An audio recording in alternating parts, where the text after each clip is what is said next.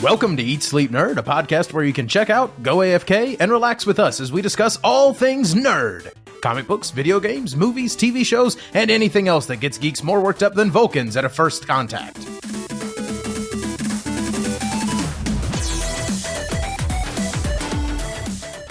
In this episode, we review and discuss Dungeons & Dragons Honor Among Thieves, The Mandalorian Chapter 21, and Picard Season 3, Episode 7. But first, we check in with the nerdy news to discuss E3 being cancelled, Star Trek television show announcements, Marvel Cinematic Universe updates, and more.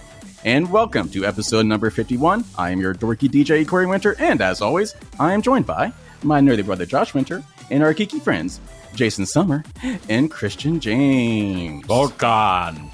What? Was that your noise this episode? Yeah. I'm confused. You just got hooked on Vulcan and stuck with it. Vulcan. So, before we dive into this episode, if you haven't noticed, we have brand new cameras. It looks so crispy. That second episode glow up. Yeah. It was so bad on the first episode, I impulse bought brand new cameras for this studio because I could not stand how we looked on the last episode. I can imagine like an audience member being like, we were just like, we're eventually going to get around to getting like new cameras next epised. It was literally like, I think the next day. Like, when the episode came out, I was like, I can't, no. Couldn't stand new it. Cameras. Yeah, it was, now that we're upgraded, I can say, yeah, that looked like trash. Now, we're saying all this. It might be possible that in post this does not come out the way we think it's going to, and it's still going to look like crap. Wouldn't it be ironic? And if you are an I don't know what you're talking about. Jason's floating Jason's head. feed was amazing. No. Jason's floating I mean, head looked awesome. The entire video that you made looked fine. Like, It was I don't know okay. why you thought it looked Comparatively, To what we get this episode compared to the last All right. episode, last episode was trash. We'll do Okay, an AB. all right. You can look at it. But for the audio listeners, if you don't know what we're talking about, you can now find us on YouTube in full visual Glory. YouTube.com/@EatSleepNerd. Everything you are hearing right now, you can also go see with your eyeballs. you can see the words that we're speaking. And you can see all of my hand gestures that Right. I'm realizing I have a lot of. He speaks with his hands a lot. I don't know what to do with my hands. So there's a whole layer that you might be missing if you're only on a podcast app. An So- entire dimension. An entire dimension. But as I said last week, I'm waving my finger so viciously right now. As I said last episode, we're going to keep this audio only version of the show entertaining. Right. Nothing's going to be changing. But if you want to get the whole 4D experience, that's not what it is. but Scope. yeah, whole experience. The whole Check us out on sensory YouTube. experience. Yes. And Yes. while you are there, don't forget to click that subscribe button. Right. That's very important. Right. We need Also, subscribers. the little like button and the little bell button, just all the things. Share. Push everything, honestly. Yeah. Push everything. Just push the don't, button. just don't push the X button because we'll be sad. Yeah. Right. it's Or the the only dislike button. button. We don't Or the like spam those button either. or the report button. Don't do any of that. Yeah. Well, we Anyway. we recognize that we're opening ourselves up to more criticism, more potentials for criticism. Yeah, Yes. our But- numbers are becoming more public now, Right, which is kind of yeah. terrifying. Yeah, they got But- up there real quick this week, which was pretty cool. So, Because they like our faces. That's what it is. So yeah, thank you for all those returning listeners to this episode Yeah. that liked and viewed our last episode. We appreciate that. Keep that up and share with your friends because obviously we're investing a lot in this. Right. So. Comment, leave comments. We'd The like to first know bank comments. of Corey has made a substantial investment. But yes, as Jason's saying, please leave comments. That is great for engagement. We'll Right. try to reply to everybody. But anyway, that's enough about us. Well, I mean, actually, let's talk about us more. Us, So, yeah. how are you guys doing? What have you guys been geeking out on this week? Because we didn't have that little segment last week, and I We kind of did missed not. it. So, have you guys been geeking out on anything this week? You Go ahead, Jason. Josh. No. No, Okay, no. I go. Okay. All right. Live from Nebraska or whatever. Indiana. You know it's Indiana. First of all, Same You are. thing. Same thing. I had a 2% chance of getting it right. 50%. Just guessing. Okay, whatever. 48. Anyway, so I kind of geeked out, but in a non-geeky way. Then I don't want to hear about it. Okay. No. So No. I want no. See, this is the perfect kind of geeking out. Subtle Right. geekiness. So Like it's. Go ahead. yeah. So okay. So I've been going to the gym pretty regularly now, and there are all sorts of course, apps that you can put on your phone and on your watch and everything to keep track of your numbers and all this other stuff. So I have started to become more familiar with several applications where you can log into the actual machine that you're using. Then you can log into the gym or the gym app to log your data. And then of course there's other apps that hooked up to your iPhone and to your Apple Watch.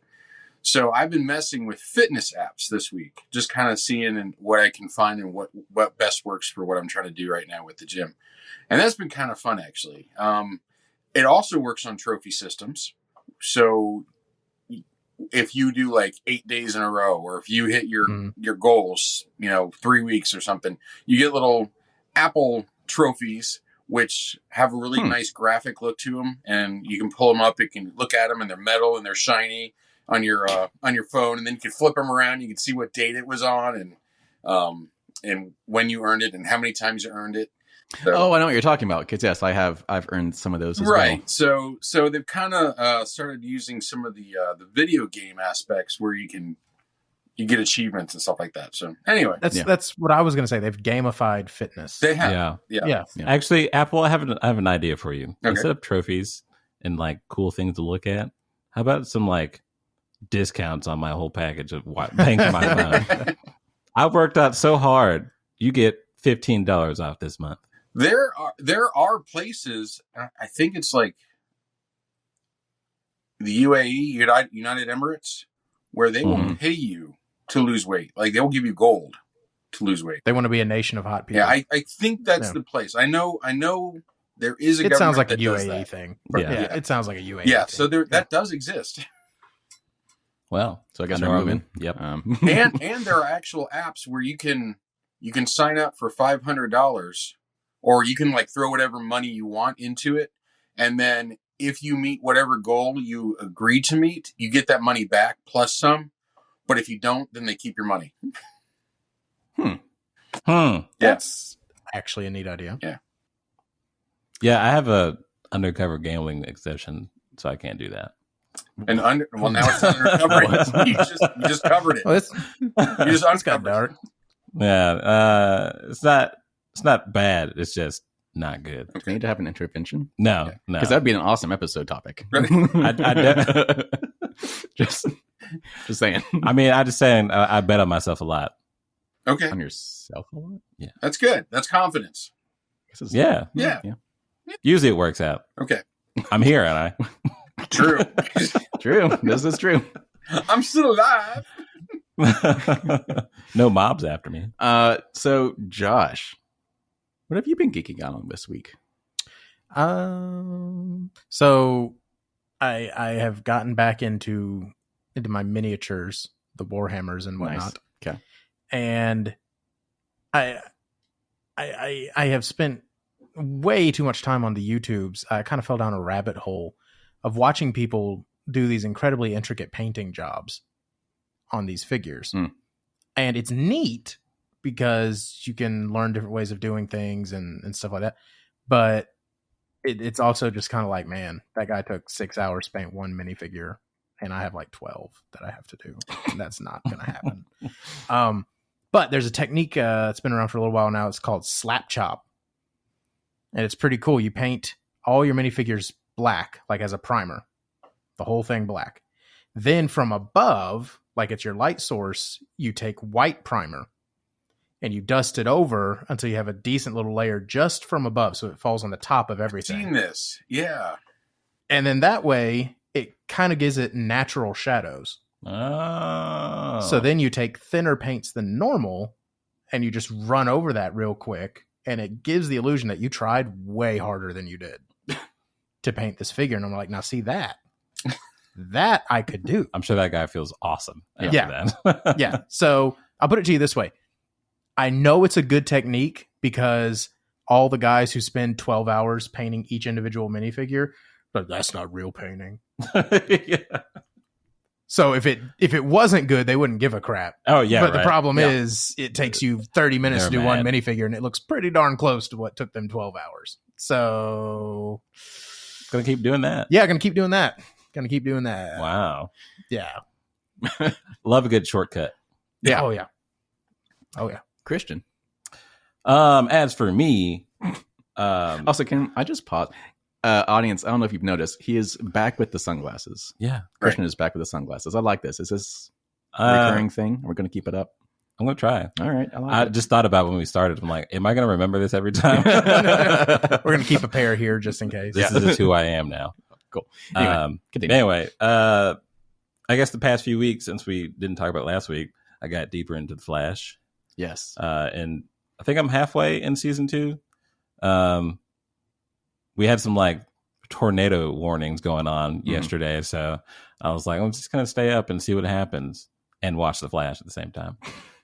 It's not a bad plan. Yeah. Like I said, let's just see what happens. Well, I mean, okay. So, like, Christian and I both live in apartments. If the big one comes, ain't really anything we can do about it. Yeah. So, let's just see what happens. And we're kind of like in an area where that happens a lot. Yeah. Even though it's like really like city escapes. But, whatever. Nothing happened. I had like a few flashes of lightning and some sprinkles on my window. That was it. Then I went to bed. Good. But anyway, The Flash. Yes, The Flash. Yes. As for anyone that has watched, it's gotten really juicy. I don't like that you keep using that word. Season 2 is the season with Zoom, right? Yes. That is probably one of the best seasons. Yeah. Would you say one of the juiciest seasons? Yeah, it's pretty juicy. Oh, God.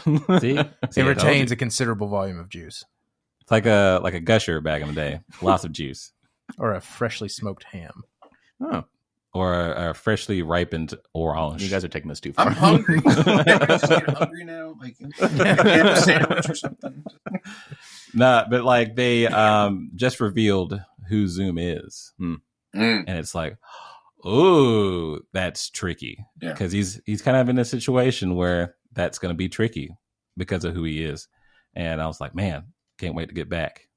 And plus, I have a plan on getting to the other DC shows that are on there because Netflix has realized I've been watching this for a long time. They're like, hey, check this one out. Look at this one. Just so you know, there's 6 other shows. Yeah. We compiled them all just for you. It's going to be a long couple months. Please don't cancel us. Oh. Wah, wah. Too late. Okay, so I want to use my geeking out time to actually correct myself. I made a boo-boo last week. And Jason, you were onto it because you asked me when we did our unboxing on the last episode of our Spider-Man, well, my Spider-Man thing. They got other stuff. You asked me if this was the first appearance of Spider-Man in comic books, and I was like, no, but it's one of the early editions. I don't know why I didn't recognize it. This actually is his first appearance. So for the audio listeners, Jason on the last episode got us all things to celebrate episode number 50. He got me a Spider-Man Funko Pop with an awesome comic book background, and I will be sharing this on... I'm going to try and squeeze this into your camera over here. There it is. And for some reason, I did not recognize that comic book cover, but that was Spider-Man's first appearance. It was Amazing Fantasy issue number 15, all the way back in... 60. I might have... 62. August 62. And this is not the first Spider-Man issue. It is just his first appearance. Right. Once this came out, he got his own series. So I don't know how I missed that, but you were correct. So Jason, you were right. It's all right. It's cool. Jason was right. Yeah. I'm just glad you liked it. That's all I care about. Yes. So. And then... So Josh has the soundboard powers this episond. Which means for once you'll hear sound effects in the middle of our show. Oh, God. Corey was always stingy. Wonder how many I don't want to get carried away. I'm going to program the little keyboard thing and everything. I'm going to be. You don't think we don't get carried away in the first place? And then I just go ahead and use this little segue time before we get into the news to discuss some programming notes. So there are some movies coming out over these next few weeks that we want to go watch, but for the sake of our sanity, I don't want us to have to commit to anything ahead of time because there are some good things coming out, but we all have some pretty busy schedules coming up in April, specifically me. I don't. We'll see if we can squeeze them in where possible. So some of the movies that we have our eye on, Super Mario, the movie, coming out April 7th. Renfield, the Nick Cage movie where he plays Dracula, coming out April 14th. Beau is Afraid, the new Joaquin Phoenix movie from A24, coming out April 21st. We have a new video game coming out, Star Wars Jedi Survivor, coming out April 28th. And then we get into May. So we'll see how much of that we can squeeze in. Obviously, we're still watching The Mandalorian. And the Horizon Zero Forbidden West downloadable content Burning Shores comes out in April. I say this and you keep forgetting. It's not on my spreadsheet. So obviously, just proving my point, there's a lot coming out in April. We're starting to heat up as we get into the summer months. So we're going to be covering as much as possible. But just for now, we're not committing to anything. We'll just surprise you when it happens. But some of the confirmed things that we'll be covering, obviously Guardians of the Galaxy Volume 3 when that comes out on May 5th. We'll definitely be talking about that one, plus some other things as they come out. So I'm definitely doing Renfield. Josh is definitely going to be doing. I might be able to squeeze that one in. I think that's before my trip, so we'll see. Yeah. But anyway, let's aim for all the things, and we'll just see what sticks. Yeah. But I have one announcement before we get into the nerdy there's news. an announcement. I have one announcement. Happens. So this episode will drop on the 4th. Oh, yes. So this is actually 2 announcements. The 4th is significant for us. It marks the 1-year anniversary of Eat Sleep Nerd. Cheers! Yeah. Yeah. Josh just wanted to do that because he wanted to play the sound clip. Yeah. That's not the one with cheering, though. That's a separate one. That's this one. Right. I like that better. The distinction is subtle, but it's there. Oh, this is a long keeps going. one, too. It just keeps going. Wow. I can cut that in Thank post. It's you fine. so much. Oh, damn it. Yeah. So happy birthday to us. This is a big deal. I was thinking we would do like 2 episodes and then peter out. Yeah. We've not only gone beyond 2 episodes, we have almost done a single episode every single week. Yes. Mm-hmm. We've expanded our co-hosts. Woo. Yes. And we're going strong. So and we have I'm proud of us. We have a bunch of new toys. Yeah, so many new things. We have an actual studio just for this podcast. We have a dedicated studio less than a year into the show, which is pretty cool. That is cool. But this episode drops on the 4th for all those folks who are listening and watching. The 5th is First Contact Day, which is one of the internationally celebrated Star Trek days. Yeah. Oh, yeah. So happy Star Trek to everyone who's listening and watching. And if you don't watch Star Trek, you should. You'd be a lot cooler if you did. It's future history. It is. Yeah. Whoa. It really is. April 5th, 2063. Wow, that blew my mind. Yeah. That sounds right. Yeah. 2063. Up in Montana. Yeah. Yep. The only time anyone cares about Montana. Wow. For all of our Montana listeners. Yeah, I care. All both of you. Montanians? It's hard to say, isn't it? Montanians? Montaneans. I believe. Very good. Montanians, yes. Montanians. Yes. All right, Maestro. Do you guys want to get into the nerdy news? Engage.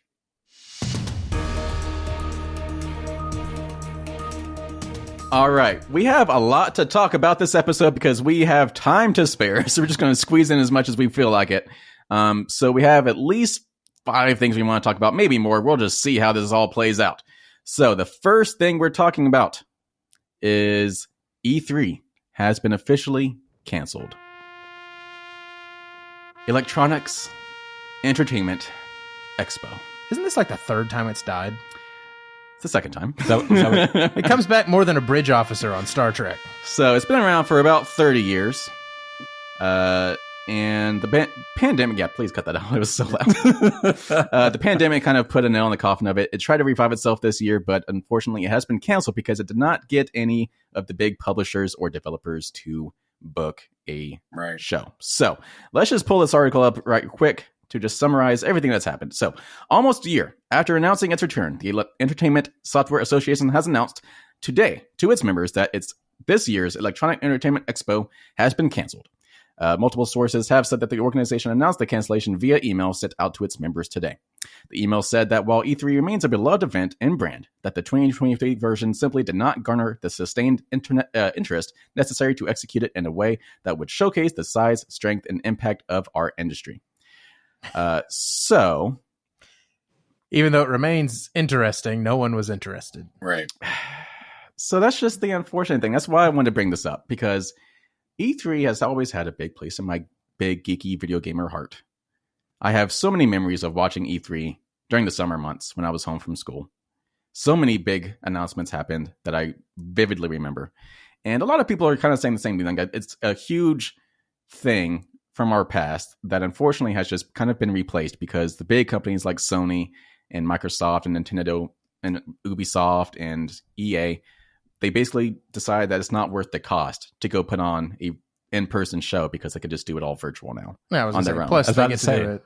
They get to do it themselves. Yeah, that's it. You literally just said it. Yeah. I love watching it. And that happens a lot in today's world, especially a couple of years ago when like Snapchat was really popular. I remember literally probably like 60% of my friends were at a like Taylor Swift concert, saw the whole concert, didn't pay a dime.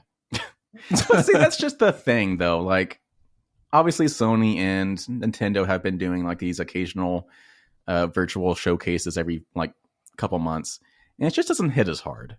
Like the big in-person presentation, like people on the stage, people like thousands of people filling an arena to watch this show. There's just something special about being able to watch that. Like, I think this comes back to what I keep bringing up, though. Development cycles on games have gotten so long. There isn't enough to announce every year. So that is what a lot of developers are saying. They were interested in E3, but they were telling everybody, we don't have anything to show yet. Yeah. Everything is still too early in development to actually show off. Yeah, or it's about to come out. You've seen it 6 times. Yeah. Like, we don't want to see Starfield again. We just want it to come out. Yeah. Like, so yeah, I don't. This is kind of what I've been saying. I just don't. I think development has gotten so long on these games. We're just not gonna the days of getting 20 AAA games in a summer. It's just over. It's just not gonna come back. Yeah, but I just watching E3 on G4 TV all those years. That was canceled too. Yeah.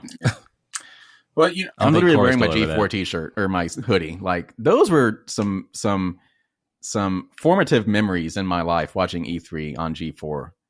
Like, and it does suck that it all stopped right around the time that you and I were both moderately successful. Yes, adults, and because we could have gone if we wanted. one of my to. goals Yeah. was to eventually go to E3 because it looks so fun and there's so much happening there. And I actually used to run a video game journalism website, and like one of our big things that we looked forward to every year was covering E3 with live coverage for a week-long thing, and it was so much fun. So I always, hoped I would get past the doing it all from home and actually doing it in person, like with a microphone and a camera guy. And now that's never going to happen because they took it from me.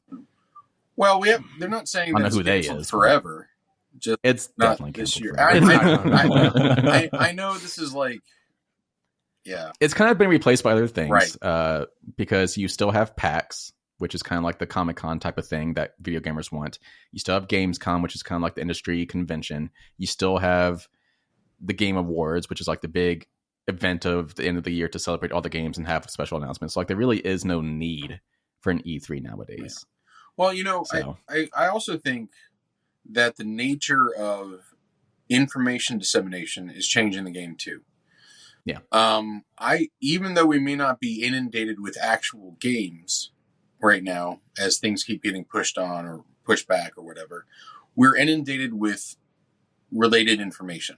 Like, we're always getting updates. We're always getting new news. We're always getting the surprises. We're always, anything that normally would have been released in the past only at E3 or big Is now a updates tweet or things like that. Yeah. That nobody's holding back on that information anymore, and we're getting everything as it happens.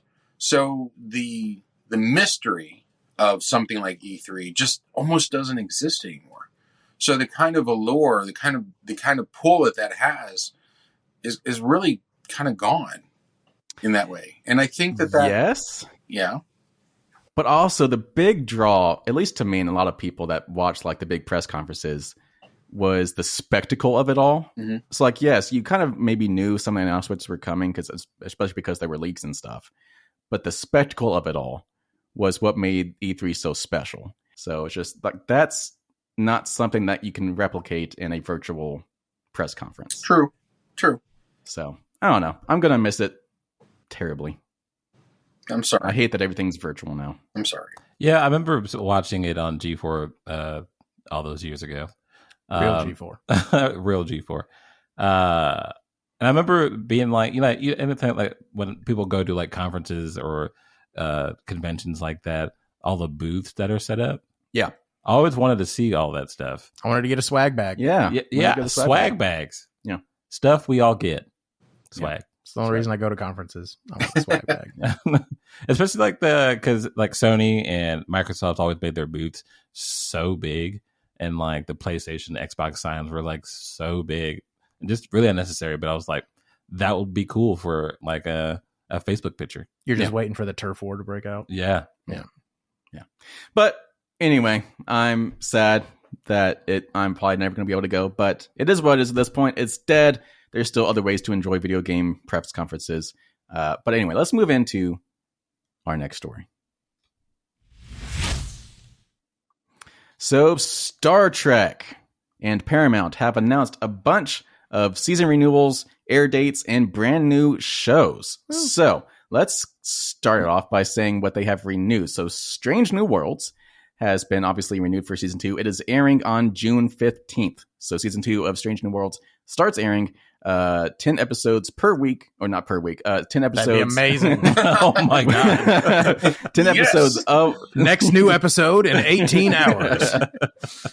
So it's going to be a 10 episode second season, 1 episode per week, airing on Thursdays starting on June 15th on Paramount Plus.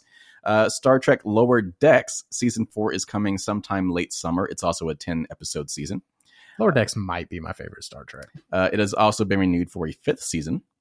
So we have lots of Lower Decks coming still. Star Trek Prodigy season 2 is coming sometime this winter. It did not get a renewal, so I guess they're going to see how season 2 goes.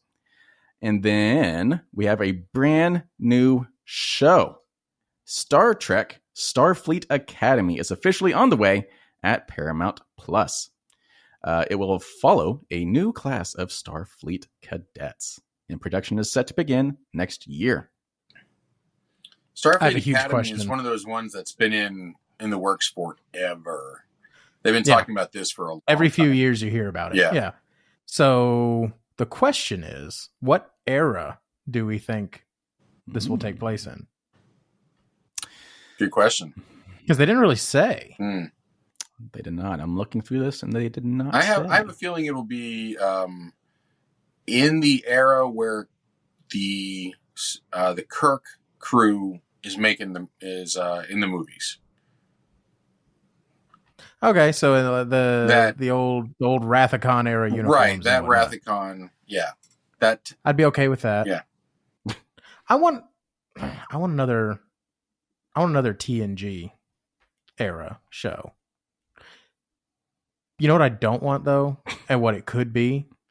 It could be one that takes place in the current Discovery timeline, 1,000 years into the future, because there is no Starfleet. And the way they even made the announcement, they're opening the Academy again or something like that. Like, that would annoy me. I hope it's not that. Oh, you don't want that? Okay. Yeah, literally any other point in the timeline. No, I would be fine with.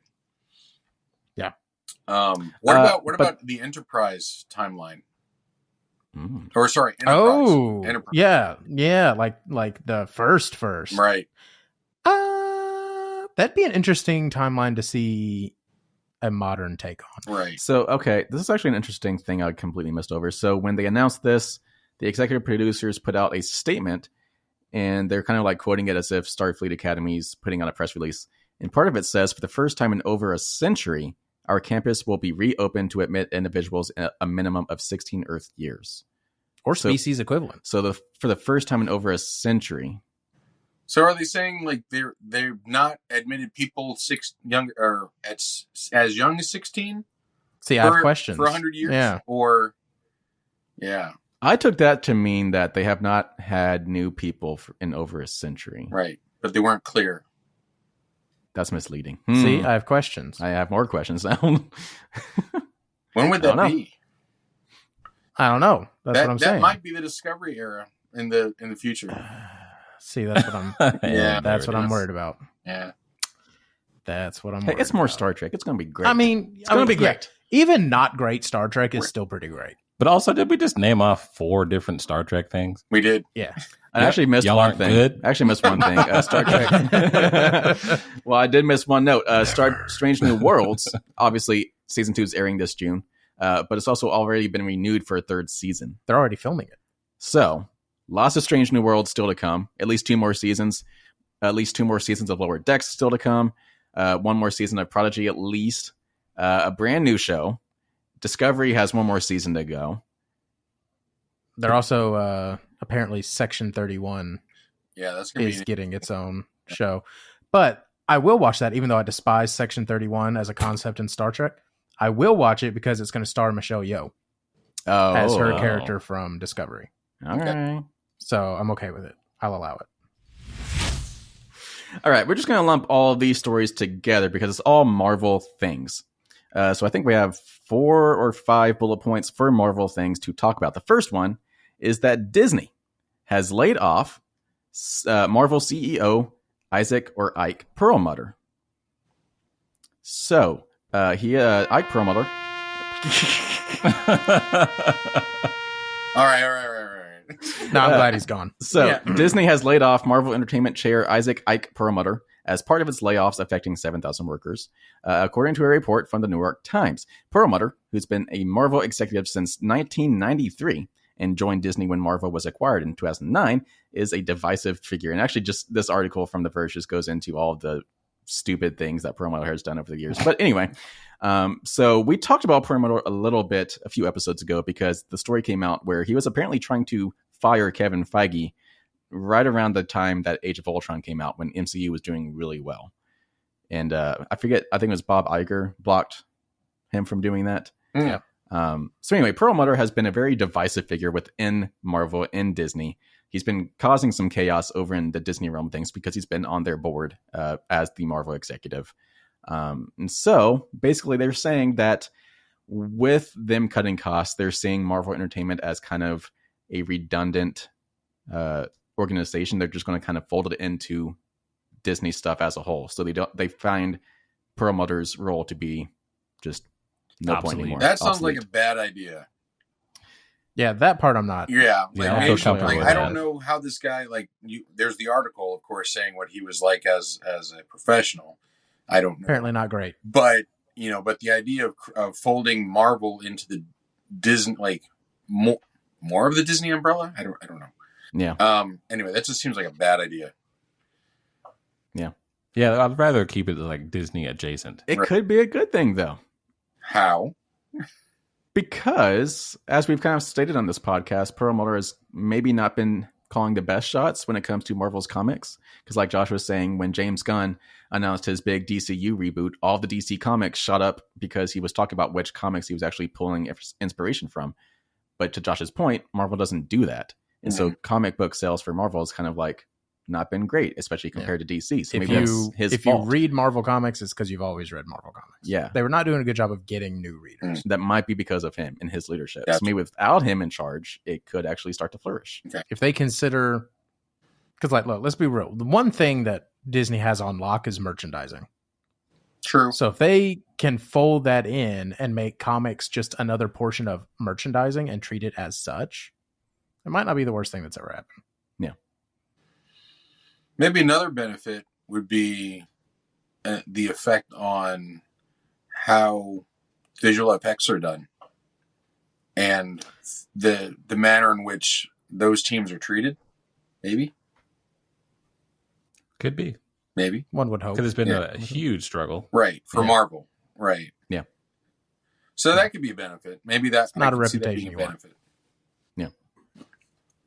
All right. So this next Marvel story is one I didn't really see coming, but I actually kind of like it now that I think about it some more. So the man that played Spider-Man villain Sandman in Spider-Man, what was it, 3? Thomas Hayden Church. Thomas Hayden Church. He also made some appearances in No Way Home. He did an interview with the Dis Insider, which I assume is the Disney Insider, just an abbreviation. He said something along the lines of, "We had a whole story involving his daughter for No Way Home, and it just ended up getting cut. There was so much going on, Amy Pascal and Kevin Feige. We all had a lot of conversations, and I would say that conversations have been had about the possibility of Sandman coming into a future iteration of it." He went on to say that the conversation has happened about him coming back and that his future appearance could see the character boost a more fulfilling story. But why? Yeah, I mean, even like, okay, yeah, they did all this filming and then they cut it, and it's still watching the movie and it's like, all right, why are you in it? Oh, because they needed another villain. Yeah, there was plenty of villains. We saw them in like little figures in those shadows, but like cutting his story from that movie, I'm still like, I didn't really care that you were here. So this actually leads into one of my concerns that I was worried would become a trend because of like No Way Home and the multiverse and everything like that, is that we would get really hung up on bringing back old people instead of introducing new characters that haven't been on screen yet. Yeah. Because as you said, there were tons of cool villains that you like saw the outlines of, and like they were Easter eggs, they were teasers, they were like little. But now let's go bring back a guy who's like 60 now, so he can finish up his arc from 20 years ago. Also in that movie, didn't care that he was in it. Wow. Yeah. Didn't matter. And the only time you actually saw him was just reused footage. They didn't even shoot new stuff. Yeah. The point of him being there was to show how hard Tom Holland Spider-Man was working to get the old villains back to their place. Like, that's what that was. It wasn't what it was about. Yeah, it wasn't his arc. It was Peter's arc, right? Which is fine. Yeah. That's good. That's the opposite problem of what the Batman movies have, where the villains are usually more interesting than Batman. At least in the Spider-Man story, it was about Spider-Man. Right. So I'm okay with that. But like I said, I don't know. If it means bringing back, another Spider-Man movie that we would enjoy, either with some Tobey Maguire somehow, or integrating it into Tom Holland's Spider-Man universe, that's fine. If that means we're getting more Spider-Man movie, that's great. I'm okay with it if they do it well. No, I mean, don't get me wrong. I'm not saying let's not do more Spider-Man movies. Yeah. I'm just saying let's, like, the Looking Back movie was really cool and it was a neat concept. I just don't want us to feel like that's the only way to be successful moving forward. Right. I mean, I see what you're saying. Let's not get hung up on the old stuff. We did it one time. It was neat. It was cool. We're probably going to do it one more time for Secret Wars, where we bring back everybody under the sun. But then let's let that go and let's start doing new stuff. And out of all of the villains, I would want to reprise their role to get a more fleshed out story from the Spider-Man movies. He's not the one I would pick. I would want more Green Goblin. Yeah. Or more Willem Dafoe. Willem. But anyway. Yeah. So it's sounding like they're having discussions. We'll see where that one goes. But talking about people coming back in their Marvel roles. Topher Grace. So Vincent D'Onofrio recently did an interview, I believe, with Newsweek. Yes. He was talking about his upcoming appearances in Daredevil Born Again, the upcoming TV series on Disney+. I'm trying to see if I can find the quote. Here we go. He was quoted as saying, "All I can say is that if you look at the most brutal stuff that Marvel is doing, which is few and far between, but it's there, it will be there for us too. I think one of the things that the fans loved the original show was that it wasn't just violence to be violent. It was at times a bit shocking to see, but it was all based in emotional stuff, from Charlie's part and mine. These are two very emotional characters caught up in this life of theirs, so it will answer all of that for the fans." So D'Onofrio is kind of saying, hey, it's not going to be watered down. It actually is still going to pack a punch. Because even like the one episode where he kills that one guy in the car door, right? Didn't see it, but it happened. It was visceral.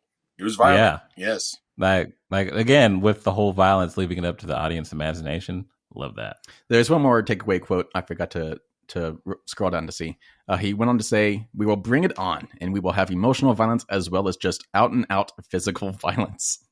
Love it. Emotional violence. Oof. What does that mean? What does that mean? Emotional violence. So, does this make you feel a little bit better about Daredevil Born Again? Because we have been a little concerned it's going to be Disney-fied. Do you think this is making you feel a little bit better about it now? I didn't have any different feelings. You're just going to wait and see? I'm kind of with Jason at this point. Okay. At this point, it is what it is.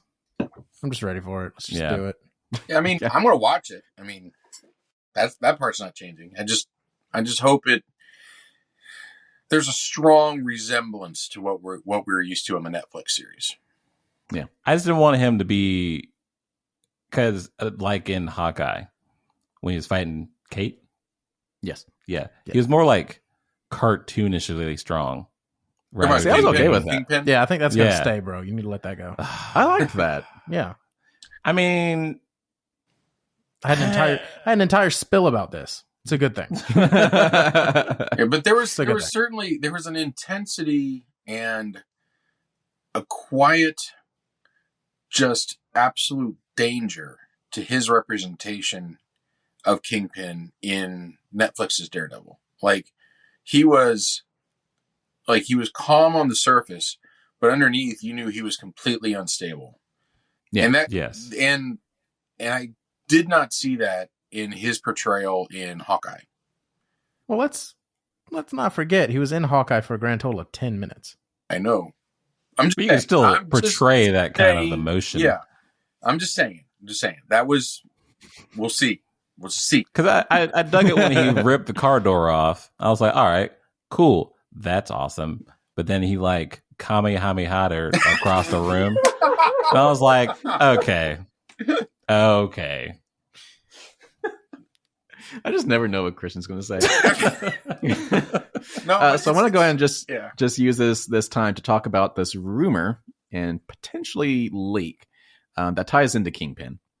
So this is not confirmed, but it does come from a reliable leaker, a Marvel leaker. So whenever he does have Marvel leaks, it is pretty spot on. He tweeted today, actually, as of this recording, so April 1st, which I'm realizing is April Fool's Day. So this might not be true at all, but we'll see.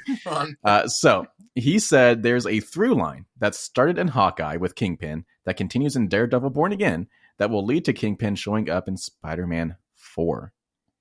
And I've actually seen other set leaks that kind of tell me what this is, but I'm not going to say it. Yeah. But this feels trustworthy to me. So it sounds like if we are getting a Spider-Man 4, he's going to play a big part in it, which sounds awesome.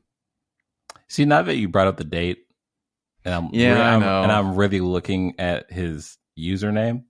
So no, Can We Get Toast? That's been his username for years. He is a reliable leaker.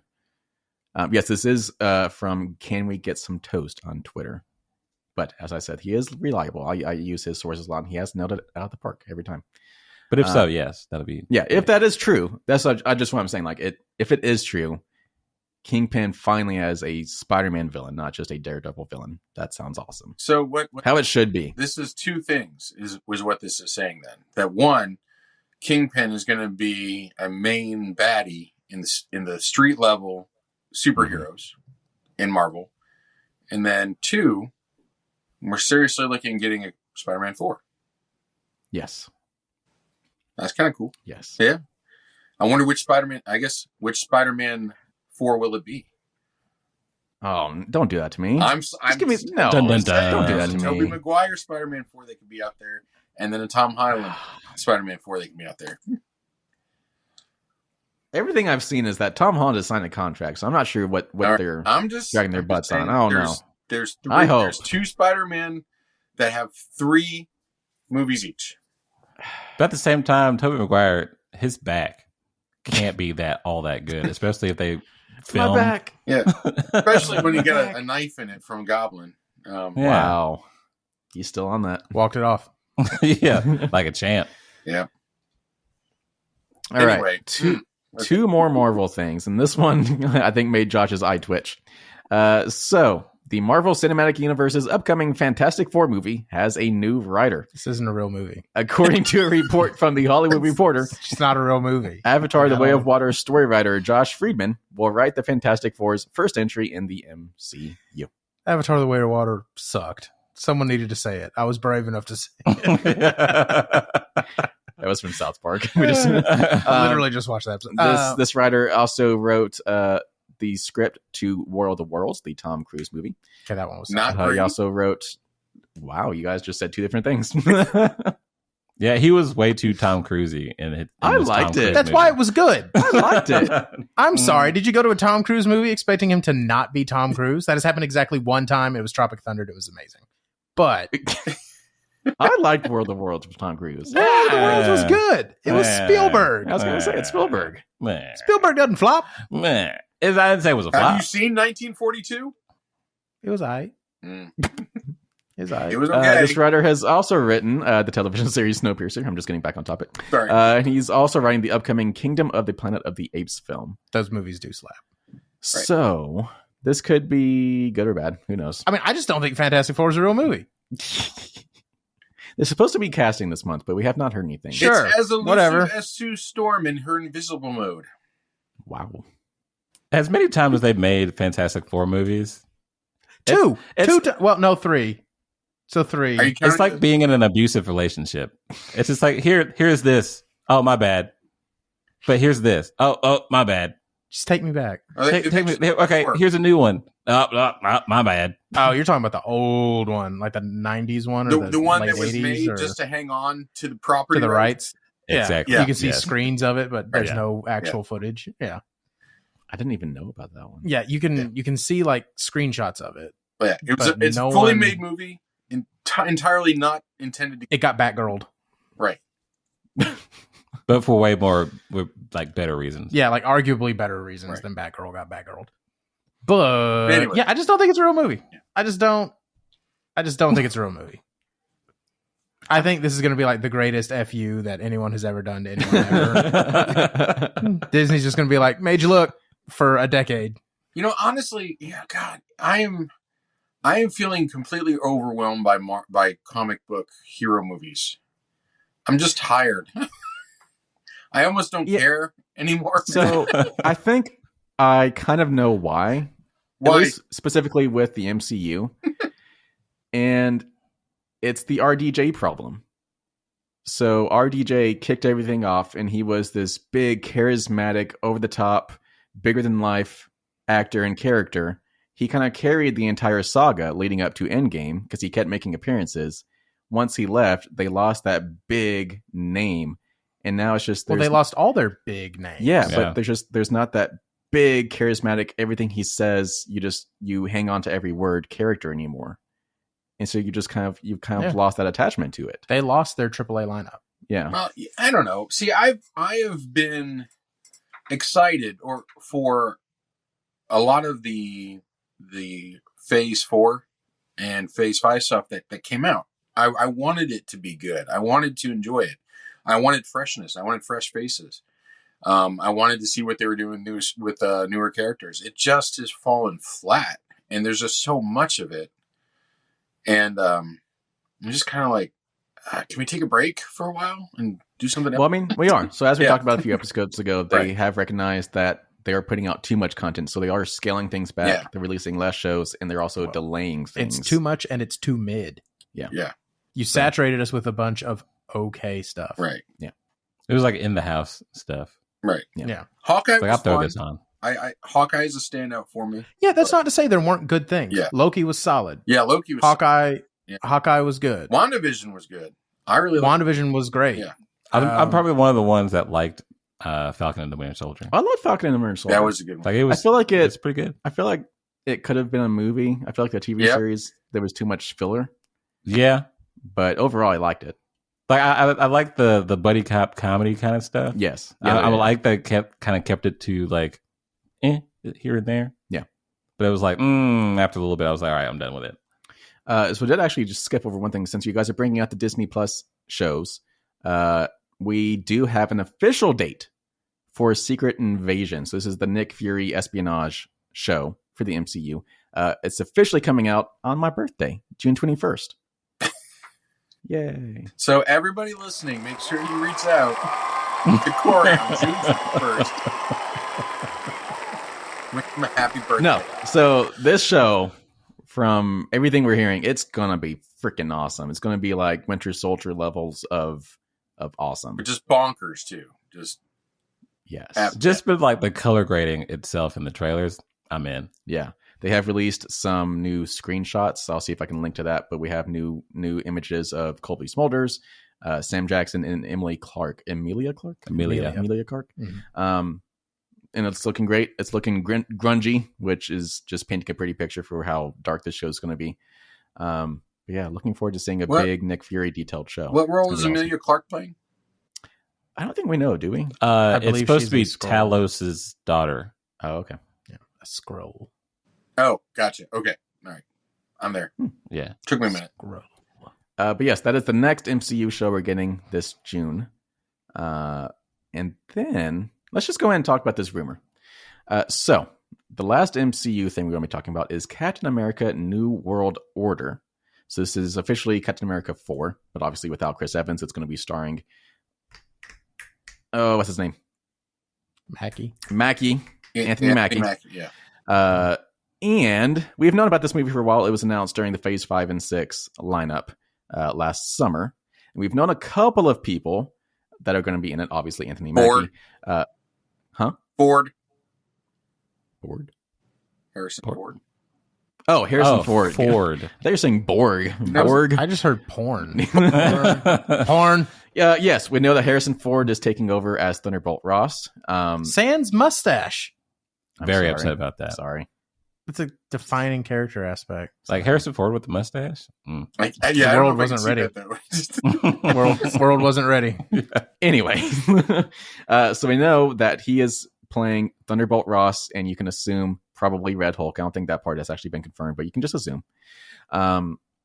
It was officially announced that Tim Blake Nelson is reprising his role from the first Incredible Hulk movie, where he's going to be playing the leader. It has been officially announced that Liv Tyler is officially returning as Betty Ross in this movie. So, a bunch of Incredible Hulk characters are going to be showing up here in New World Order. This is just incredible news. You left too much of a gap.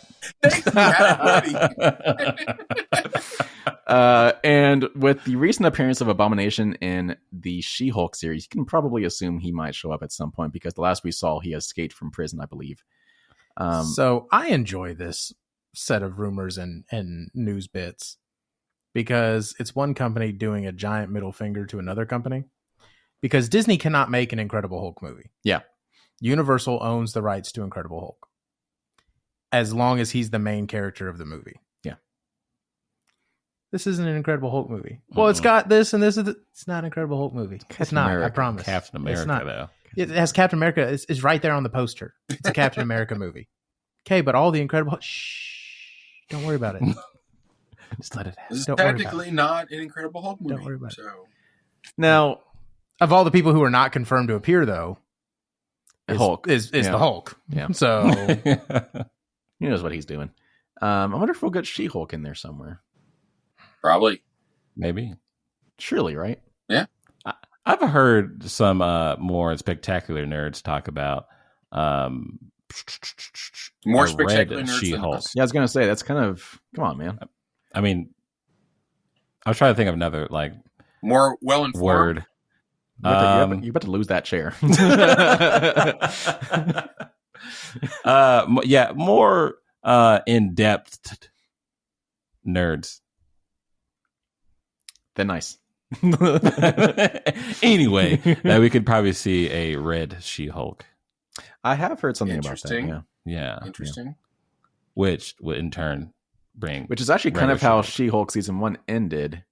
Well, should have ended. It kind of ended. It just ended. It teased a red She-Hulk. Yeah. But then it's fine. Anyway, so does it suck that Anthony Mackie's first proper Captain America movie might not really be a Captain America movie? he's getting Black Widowed. Yeah. It's really not his movie. Yeah. Yeah. Mm.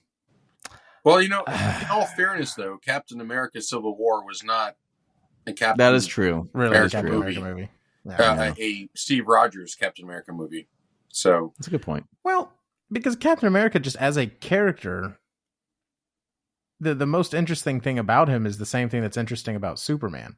You get over the flying and everything like that really quick, but if you've made the movie correctly, the thing that's interesting about them is their moral fiber. Yeah. So inherently, the best way to showcase that is to put them around other people. So you will always have a slight feeling that maybe their movie isn't entirely their movie. yeah, Because part of what you get from their character is that they will always do the right thing. But that usually means having an interaction with other people. So, I don't know. I guess it's best to see, but I also think they don't know what to do with Anthony Mackie's. he doesn't have Captain America. superpowers. He has wings. Yeah, his wings. That's it.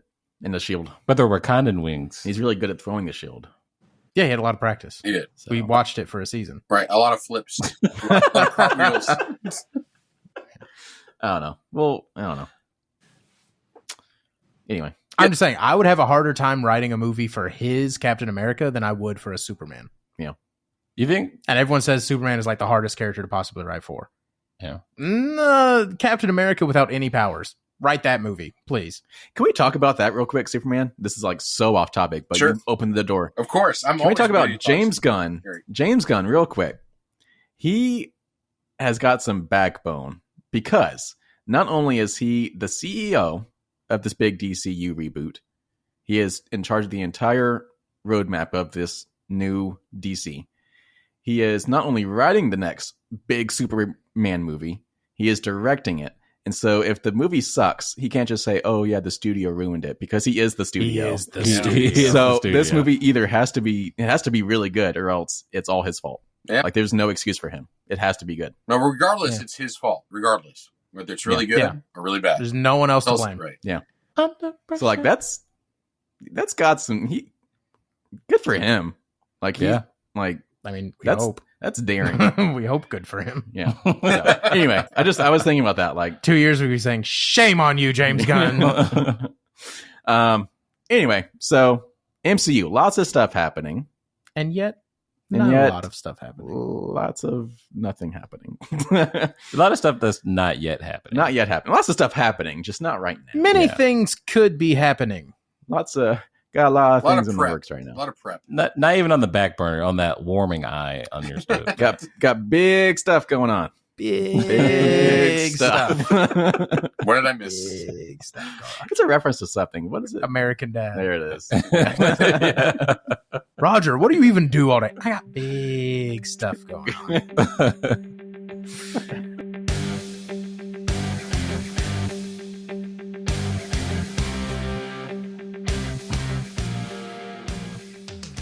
All right, let's get into our spoiler review section. Woo! Where we have 3 things to talk about. We have The Mandalorian Chapter 21, The Pirate. Chapter Spoilers. 2. Yeah. We have Picard Season 3, Episode 7, called Dominion. Spoilers. And we have Dungeons and Dragons, Honor Among Thieves, the movie. Stolen spoilers. Yeah. Yes, lots of spoilers. Obviously, always spoilers in this section. Right. If you want to skip around, if you have not seen one of these things, as always, there will be time codes in the description on the YouTube video or in the show notes on the podcast episode in your podcast player. So go find those chapter markers if you want to skip around, if you have not seen one of these things that we will be spoiling. So let's talk about The Mandalorian first. So chapter 21, The Pirate.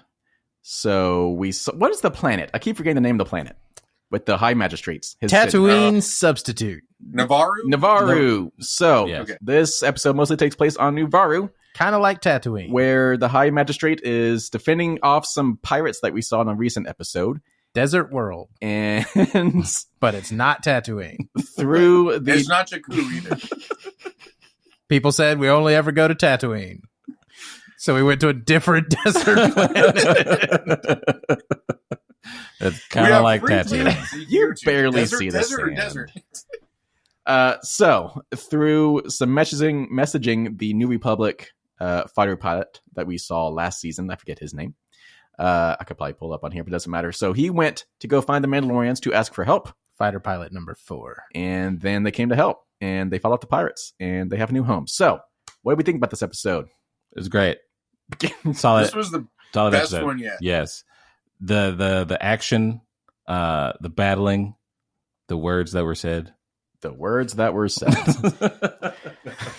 No, I loved everything about it. The word speaking, the motioning. The main thing I took away from this episode is that the trap that Bo, quote unquote, got put in, being back on the Mandalorians. I feel like she's now accepting it. It's just like, yeah, I'm cool now. So this kind of went a different way than we thought it was going to.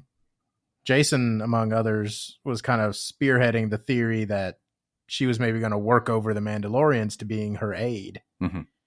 And instead, it kind of got flipped around. And they were just like, especially the armor. Yeah. She was kind of like, no, we choose you. Like, bring us back together. Yeah. Make us whole again. You're pretty cool. Yeah. You see my height. But you may remove your helmet. Yeah, I know, Yes. which talk about God tier. Right. You can take that off anytime you want. Really? so And stay. I will say, Jason's point could still come true. Oh, yeah, maybe that's their opinion because of the things that she's been doing. I guess it does not disprove Well, not even- Jason's point. Not even that, just like the last we saw her, she was about to go off and like find the other tribes to bring them back to group together. I mean, yeah, I feel like this has always been the plan. She could go off and make them her own army and be the leader of them. Yeah, she I don't just go think and it'll just be be like, that. yeah. It won't be that under nuanced. Okay. Yeah. Like I have thoughts like, okay, is she gonna have to fight Din Djarin for the Black Saber? Oh. Are they gonna is she gonna have to kill him? No, I like them as these leads. Right. I'm just saying They're besties. But I also noticed, did you notice that he is not as front and center as he's been in previous episodes? I feel like they're kind of slowly moving him out as the main character. I've been thinking that too, especially this episode, because he didn't really have many lines. He was barely there. This is the way. The most lines he had was it. when that New Republic officer came to their help, and he was the one that talked to them. That was really the only time he had a scene where he had lines. Well, and when he convinced them to join to fight for Karg Grifa or true, that is true. When he had the talking hammer. Yeah, right. Grief Karga. But no, I do remember. Thank you, Grief Karga. Thank you. I did have that same thought as you. Like at the very end of the episode where it has like that zoom in on her where she's like about to go off and find everybody. I was like, huh, is she becoming the new lead? Okay. Which is fine. Yeah, I was going to say, I'll say two things. First off, I'm totally fine with that. Second, I think this is turnabout and it's fair play.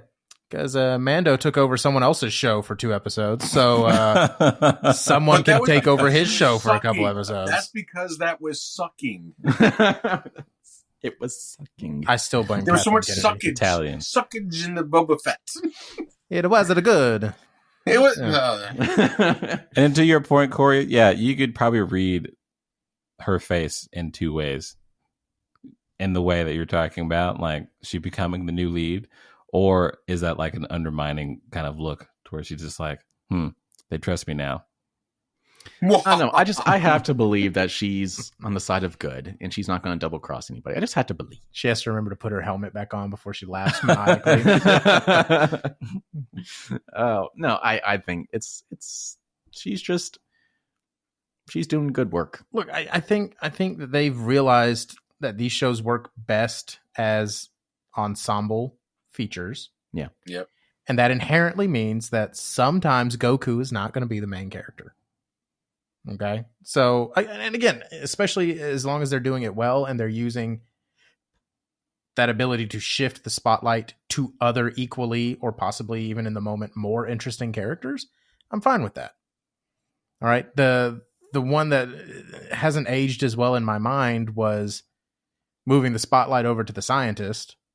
His story was interesting. He's not particularly interesting. Yeah. So, like, I don't want to revisit that story until something is actually happening. But, so I'm okay with it. I'll allow it. We did see, I'm trying to find her name, the person that played the officer that was liberated, Elia Kane, played by Katie O'Brien. She came back up in this episode, so that part of that scientist. But see, she was interesting. Yeah. I liked her. Right. Yeah. And then Tim Meadows showed up. Which Yeah, we didn't Tim expect to see. Meadows. Tim Meadows of all. So the guy most famous, I think, in my opinion, for playing the cannibal on Brooklyn Nine-Nine. Yes. Or, has Saturday Night Live. What's his name? Whatever. The Love Doctor? Love Guru? He's been in a lot of things. He had like a lisp. Yeah. But as soon as I saw him, I was like, oh, that's... He was the principal in Mean Girls, wasn't he? He was. Yeah. No. Yeah. So we all have our things. He was in The Office. Mine's Brooklyn Nine-Nine. Yes, he was randomly in there as one of the New Republic officers. That was interesting. What else? And then at the end, The very when end. he found the derelict Lambda class shuttle. Yes, so when the pilot found that. after the I actually have his name pulled up. Captain Carson Teva. He is the New Republican. Sure. I keep saying Republican. New Republic officer, the X-Wing fighter. Once he left the Mandalorian group, he was flying back and he came across a derelict ship, an Imperial ship. And they come to find out it was Moff Gideon's prisoner transport. And he was no longer there. But there was a cliffhanger. And some Mandalorian steel. Some Mandalorian still was left behind. Beskar. So are you saying that the Mandalorians took him? I thought that line was so cheesy, but it's whatever. They didn't need to say it. We all were thinking it. Like, okay, somebody's setting up the Mandalorians. Beskar, okay. Okay. They didn't need to say that line. But Moff Gideon, plot line officially confirmed. As if we needed that confirmation, but yeah. So he's coming. He's back as the big bad guy at some point. They had to let old Giancarlo Esposito go film 53 other projects. Yeah, and then he'll come back. Yeah, because I can see he's in demand. But let's talk about that the fight in the main town where the Mandalorians were taking the town back over from the pirates. Oh yes, that was some good Star Wars. It was. Battle. It was. Do you like the action better than Book of Boba Fett? I did. Yeah, no, I know you would. Yeah. Also, Jason, Jason, a joke because you hated the action in the Book of Boba Fett. Were you also thinking when they were using the tethers, get over here? I was not. I was not either. The whole time. There was like 2 of them that did it. That like rounded up some of the pirates and just yanked them back. Get over here! Now I feel like a bad nerd. I should have been able to make that leap, and I did not. And then we get to the armor just wailing on folks with that hammer. Yeah.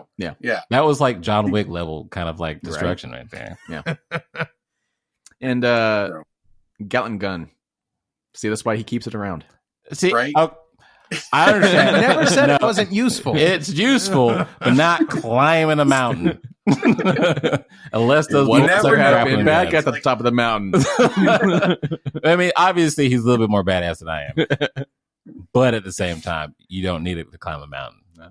And plus, he didn't even use it when he got up there. Yeah, because he was tired from climbing. Y'all got this right. See? Oh my god! Point for me. So actually, let's talking about him.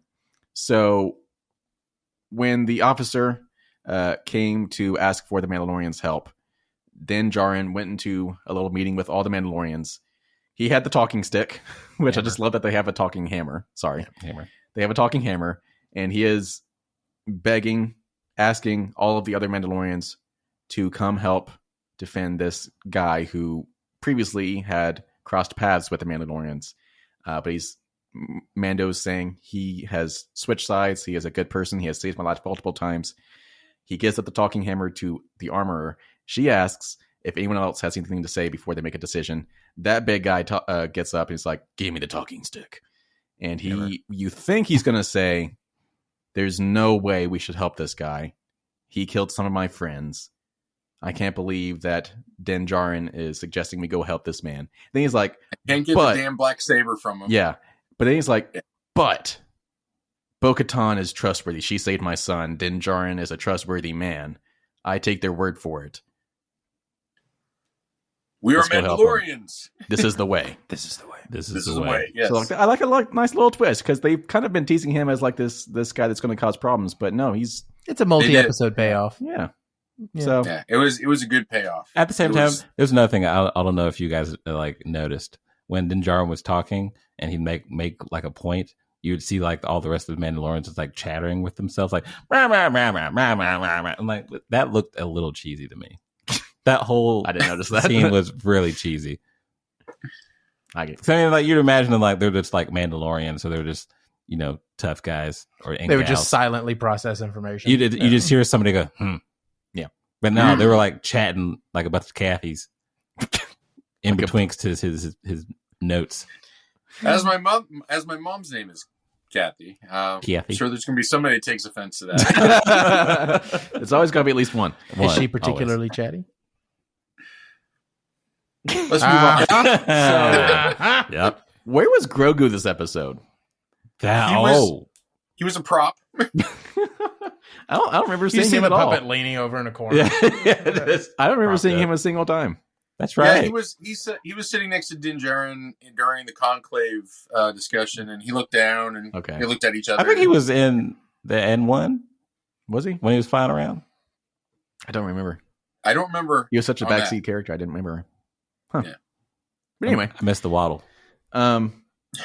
All right. So obviously, yeah, we kind of touched on it a little bit, but the armorer is trusting Bo-Katan to not only take off her helmet, but to bridge the gap to bring all of the other stranded Mandalorians across the universe together so they can be whole again on their new home, which the High Magistrate is giving them land on this new planet. On not Tatooine. Navarro. Tatooine. So so their children may play in the sun. Yes. So all these plot lines are kind of starting to come together, which is nice because it's kind of been one of the cons of this season so far is that there hasn't really been a driving point. Like it's all been very disconnected. Yeah. But now we have some things starting to come together. Purpose. Yeah.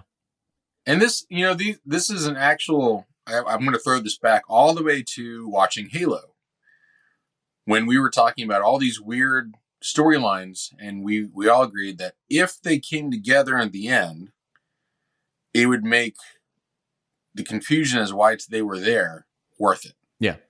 And that didn't pay off so well for Halo, especially with the magical storyline. Still upset. Yeah. Right. But we're seeing that here.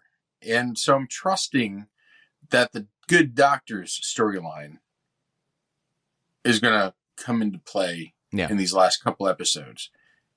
And I'm hoping that it pays off. Yeah. Yeah, I agree. So that's where I'm at with that. Yeah. Let's score this sucker. So we are now 5 episodes into season 3, just finishing up chapter 21. So I'm going to kick us off. As a reminder, we are scoring this one episodically and then averaging all the individual scores together to give us an updated score for the entire season 3. So for chapter 21, The Pirate, I'm giving it a 5 out of 5. Who's going next?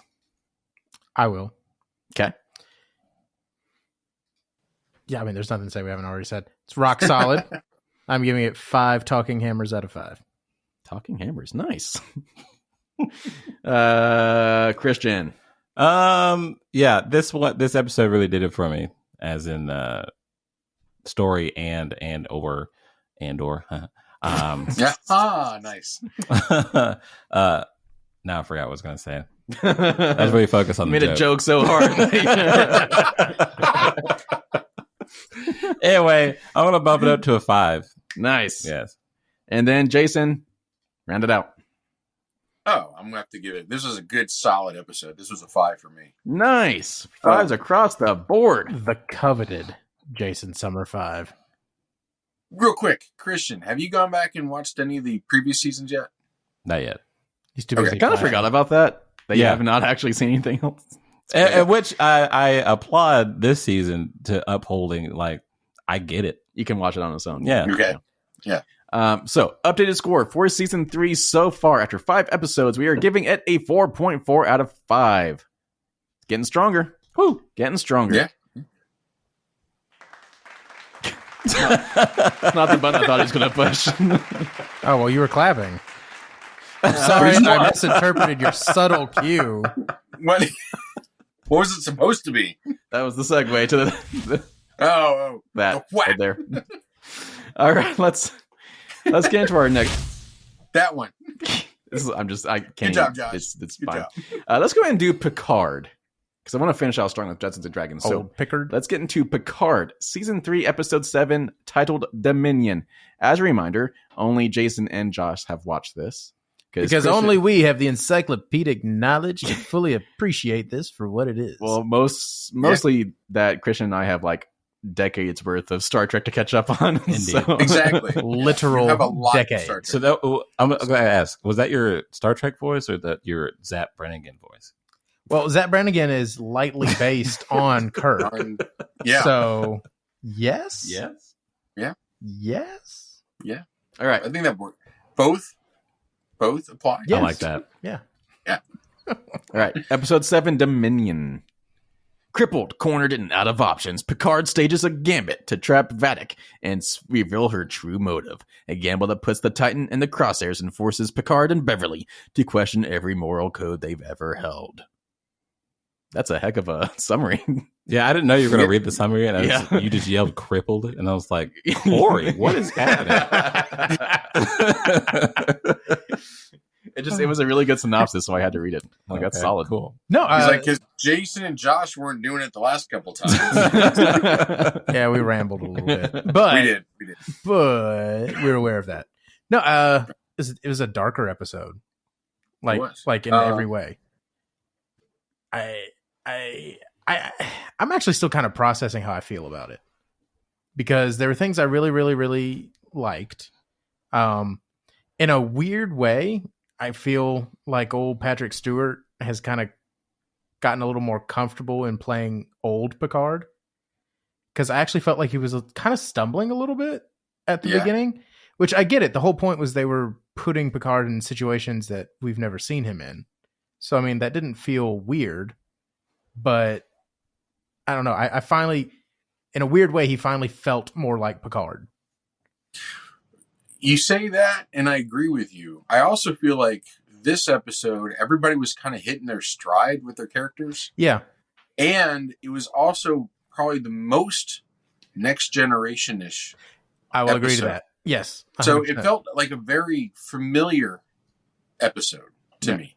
Yeah. It felt like Star Trek.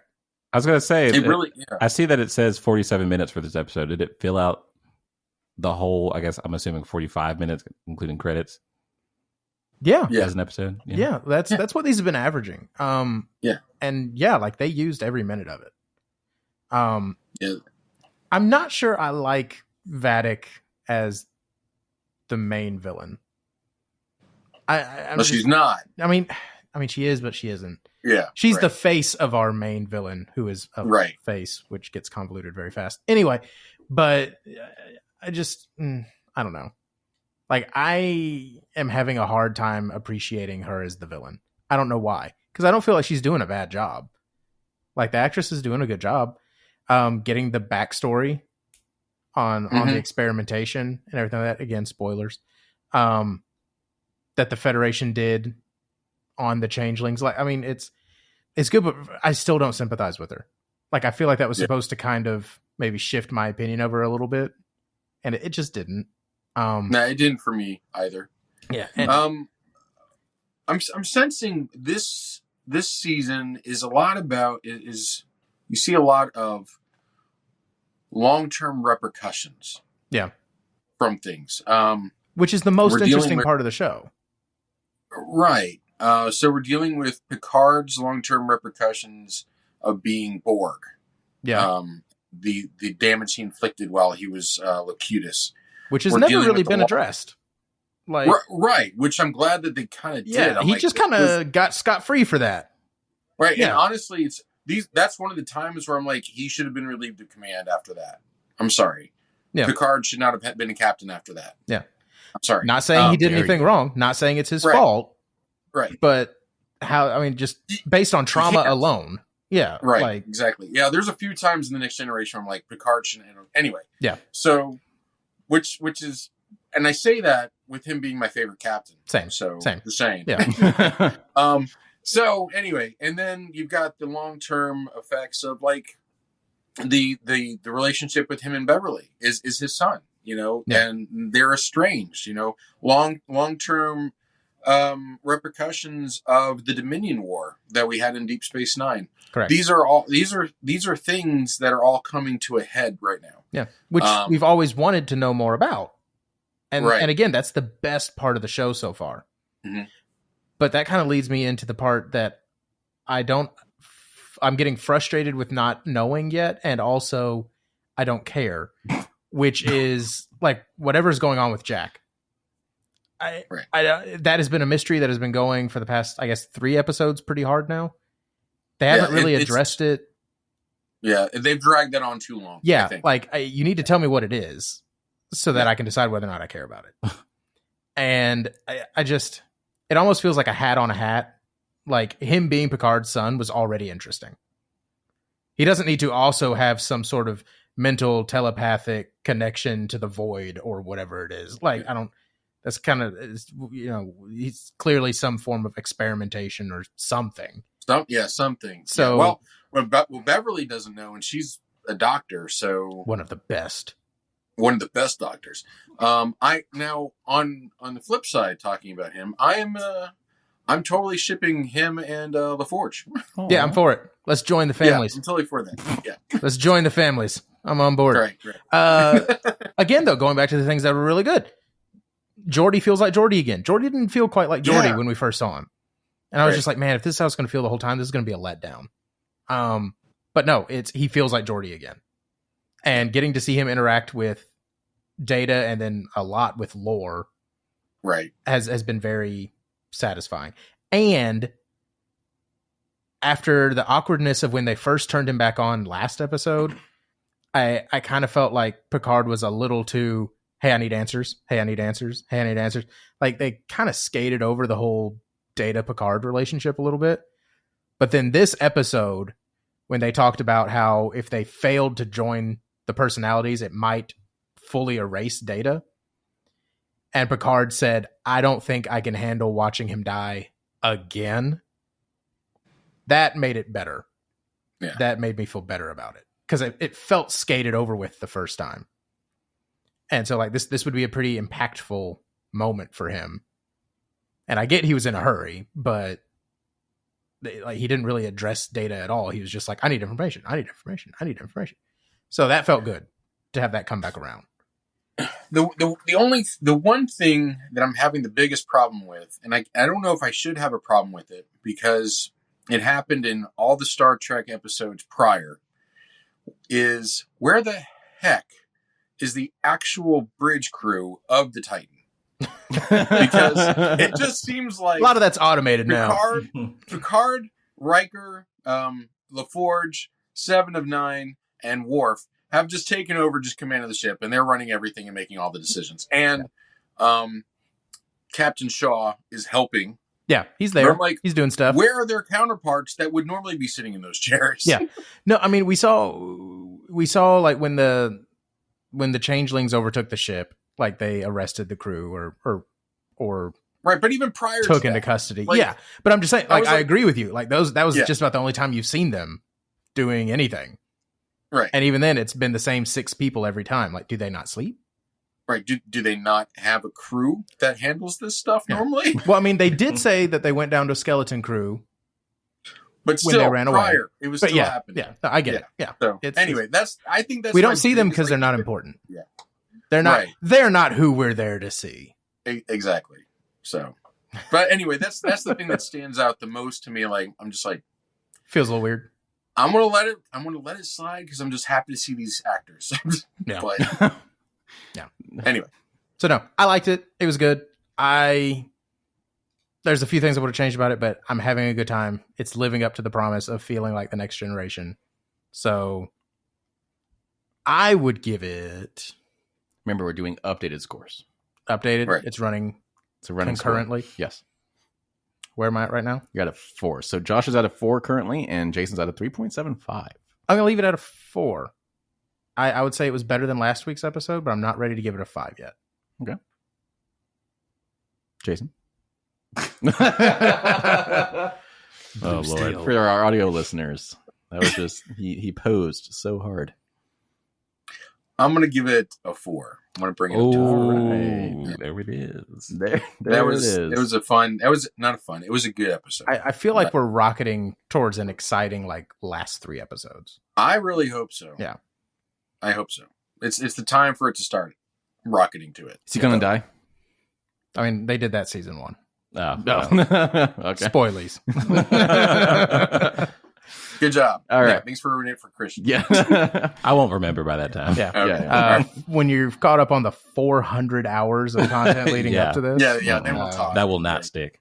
Yeah. So after 7 episodes so far, I believe out of 10, is it going to be 10? 9? 9, I think. 9 Anyway, episodes. a couple more episodes left to go. They're currently at a 4 out of 5 for Picard Season 3. There it is. All right, let's move into our final segment of this episode where we are... Monsters and mazes. Beware. Stolen spoilers. We're talking about Dungeons and Dragons on Among Thieves. All right, so... All right, I think we've reached our threshold for sound effects.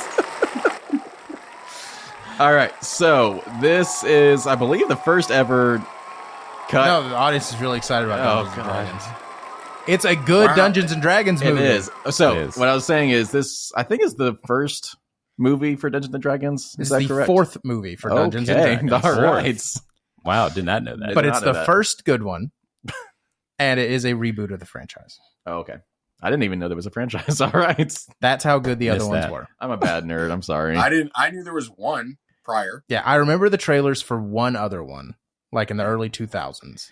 So, but there have been 3 others. I will preface this conversation by saying I barely know anything about Dungeons and Dragons. Me either, because I'm just not on that level. I just know there's dice. One of the side shows, one of the spin-off shows that we're thinking about doing would be 4 people who have never really played Dungeons and Dragons, playing Dungeons and Dragons together. Yeah, because it feels weird that a bunch of nerds have not really played it. Like I've participated in a game.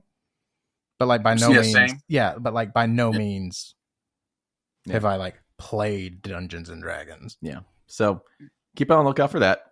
But keeping that in mind, we're not diehard Dungeons and Dragons fans, but we loved the crap out of this movie, I think. I'm a fan of this movie. If I say so for all of us. Jason says, Jason, why do you always poo-poo online? This movie was freaking amazing. There it is. Oh, Lord. JC, you need to become an actor. Working on it. So I don't even know how to sum it up, but how would you sum how do you sum this movie up? I have it perfect. I was thinking about this the entire time on the way back to the car. Okay. This is exactly how they should have done Love and Thunder. The mix of comedy and action. Thank you. And a big old quest movie. Thank you. And they did the whole bald sorcerer way better. Big facts. Okay. The red, what they call it, the red witch, the red sorcerer, red wizard. Yeah. That was terrifying. Yeah. Like that was creepy. That woman was awfully creepy. Yes. Yeah. Good on her. Loved it. That is how you do a villain. Yes. Like that's good. Yeah. No, I mean that's actually a good point though. The villain wants to wreck the world for the sake of wrecking the world. Yeah. There's no deep motivation here. There's no ancient back history. Tragic backstory. Yeah, like there wasn't a lot of catching up you needed to do, which I think was the strength of the movie. 4 dudes who were vaguely aware of Dungeons and Dragons felt fully immersed in a world, didn't feel left out, I'm sure if we started playing Dungeons and Dragons and then we watch this movie in a year, we'll catch a ton of Easter eggs that we didn't see. Yeah. Just because we didn't know. But that being said, it was a fully accessible movie to anyone. Yeah. I intend to make my dad watch it later. Yeah. Like the thing that I know was very Dungeons and Dragonish was the fact that they had a main quest and then they ended up getting sent on side quests. Yes. Yeah. In order, like that was like quintessential Dungeons and Dragons, and really is the basis for any RPG game that you play. So that's what I was gonna say. It was a well-crafted video game. Yeah. Right. I like how everybody was. It seemed like they were committed to their character, and they didn't like Chris Pine's character as the Harper Bard. Yeah, Bard. Right, as the Bard. He was like they didn't make it.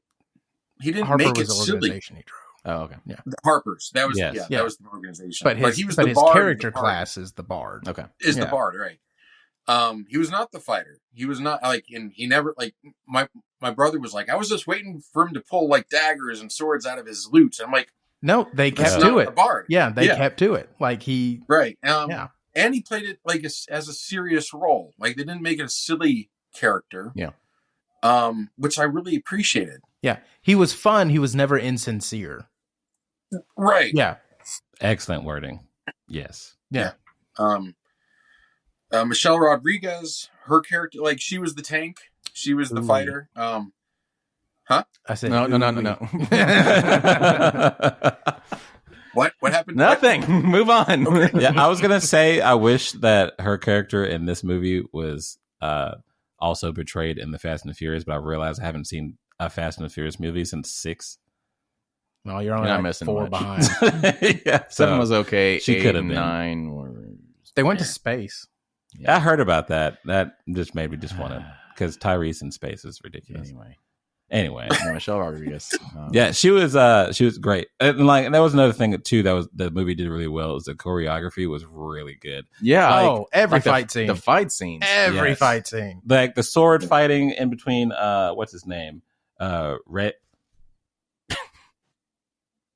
Yes, it says Reggie Jean Page, his character, and I believe it was Rufio that he was fighting in, but Really? in the dragon thing. I thought it was. It could have not been, but he looked like Definitely Rufio. looked like Rufio, dude. Yeah. Definitely. Oh. That might be racist, but Okay, from Hook. That he might looked be like Rufio. racist. Okay, We might okay. have to scroll down. Anyway, that choreography too, and it, like, I know it's like a fictional thing that we're doing, so some of the fighting is kind of like comical, but like Sure. it didn't look unbelievable. Yeah. At the same time, Yeah. I'd agree with and that. I love that. Yeah. It was just over the top enough. Yes, And that's kind of the entire world in general. Like it's I know all of like 98% of that had to be CG just because there's no other way it would work. Yeah. But it looked so good. And you It could did. tell that everyone who was involved with this was fully on board and fully committed. And even like again, I vaguely recall the last Dungeons and Dragons movie that came out. It was just a bunch of dudes running around with swords. Like, there wasn't really anything special about it. And I think that's why none of them did very well. But like, we had lizard people, we had cat people, we had bird people, We had a pudgy dragon. we had a pudgy dragon, Pudgy dragon. which is apparently an existing character in Dungeons and Dragons. Of course lore. it is. Like that is the, but you Love know what I mean? that. Like it's they fully realized the world, like 100%, And it again, looked good. A nice little seasoning of comedy during that whole process. I what was laughed the whole happening. time. Yes, it was good. Like the jokes were nicely placed at the right times. You still felt all the emotions of him trying to get his daughter back and this and that. Mm. Solid. Yeah, and they didn't diminish those moments by adding something witty or funny or quippy. Exactly. Yeah, they didn't Thor You know? Love and Thunder Right. the Well, actual actually, they sentimental marvel parts. They didn't marvel it. Yeah. You know. Which that's Um, thing like that's no, I mean that's actually an excellent point. Is that Marvel has gotten to the point where they're so hooked on their formula of the zingy one-liners and things like that that they're so desperate to stick to the formula that they've forgotten to be sincere. Yeah. Yes. This movie never sacrificed the sincerity just for the humor. It left them separate, but intermingled. So 2 things. One, speaking on sincerity, the ending of the movie. I teared up a little. Where they used the tablet to bring back Spoilers. Holga instead of his wife. Mhm. Mhm. Definitely started crying. That was Yeah, me too. That was Me too. heartbreaking. Teared up. But then talking about one-liners, probably one of the best moments in cinema when Chris Pine's character, look at him walking in a straight line. Oh, he's coming up on a rock. Is he going to go around Is it? he going to go around? Nope. Just Going going to walk over straight it. over. I wrote that one down because I did not want to preview it. That was perfect. Oh, it was so good. It was so good. This was such a fun movie. It was. And I will say, Josh, you mentioned when we were talking about John Wick 4 that you would bring down any movie that did a one shot. This movie This did a one had one shot, and it was awesome. and it was pretty solid. I felt it went on a little too long. Yeah. Just a hair, like one creature too long. Because the one shot, in case you don't remember, was the druid's escape from her reconnaissance of the vault, where she starts as a fly and turns into a mouse and turns into her and then turns into a mouse and then a hawk and then a Deer. I think. Yeah. A couple other ones. Which we saw the payoff of that coming. Right. That was a good payoff. Like we knew she was gonna gloat about that. But yeah, I felt like it was maybe one creature too long. Because towards the end it started feeling gratuitous. But that being said, yeah, that was an excellent one shot. And kudos to the CG guys who made it. Yeah, it was mostly CG, I think. Like it had to be almost fully CG. Yeah. Like just looking at, I don't even know how they would have captured like live action plates to mix into that. Like there's just no way. That had to all be CG. Yeah. So, and again, it looked good. Which made me think, I was like, man, deer just don't, deer? Yeah, not deers. Yeah, deer. Deer. Do they It's really like Jedi. hop every now and again when they run? I guess Yeah, so. yeah. That was, she Didn't know that. That was a flaunt at the end. Yeah. Yeah. A little flourish. Yeah. I love the anime slide under the door. Right. Yeah. If you caught Yeah, that. that was Yeah, pretty By good. the deer. That was a good. yeah one. by the deer. It dragged, you heard the hooves get dragged Yeah. across the cobblestone. Yes.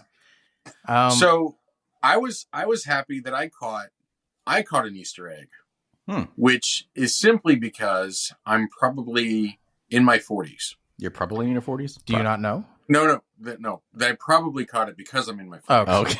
Oh, it's like I can So- confirm you're in your 40s. Yeah. So now my brother, who's 4 years younger than me, also caught it. So he's 40. So late 30s, probably would remember this. Back in the 80s, on Saturday mornings, there was a Dungeons and Dragons cartoon. Hmm. And when they're in the arena Oh, I know. in this one. movie, Yeah. one of the groups of fighters are dressed precisely like the cartoon characters. Nice. I didn't Yeah, know wow. that. And that was the one with the group where it had the big hat with the glasses. I don't know if you guys remember that, but anyway, Yeah. that was the cartoon version of the Dungeons and Dragons characters. Oh, wow. That's Wow. awesome. Did not know Main that. characters. That is cool. So, and you saw them a few times, and I was like, "Oh, that's really cool."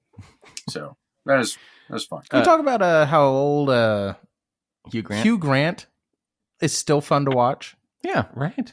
Yeah, he stole every scene he was in. He was so slimy and smarmy in this one. Yeah. But Yeah. really, really good to watch. Yeah, like saw it coming. Wasn't really a surprise. Right. Yeah. But he's just so good at it. You don't care.